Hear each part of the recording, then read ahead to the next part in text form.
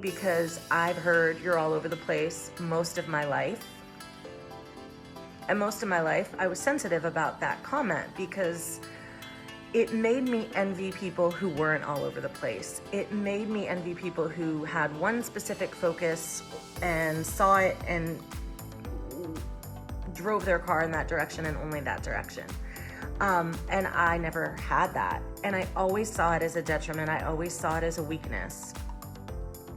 And as I got older and as I began to explore my passions and my dreams, I realized that I am a creator. I have great ideas and I want to make as many of them come to life as possible.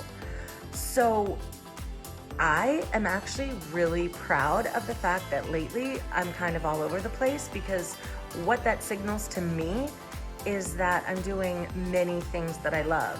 I'm creating, I'm coming up with ideas. Now, it doesn't mean that all of them will come to fruition. It doesn't mean that I'll take all of them to the end. But I have decided that for me, being all over the place is a compliment. Whereas before I took it as, I know I'm all over the place, I can't get focused. I wish I was good at just one thing and one thing only. But what I realize is I'm multi-passionate and multifaceted. And so now if you tell me you're all over the place, I see it as an absolute compliment, because I am creating things that I love.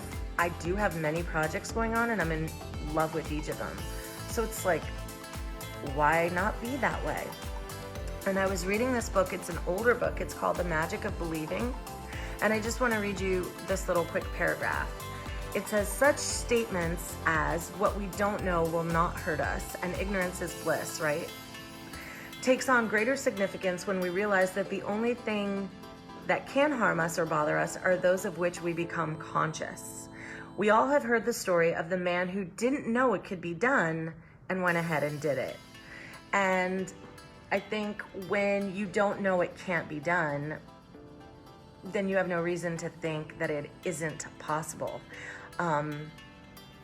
And so thank you for telling me I'm all over the place, because I needed to hear that. I needed to own it, and I needed to realize that it's always been a gift. It's never been an insult. It's just the way I chose to perceive it.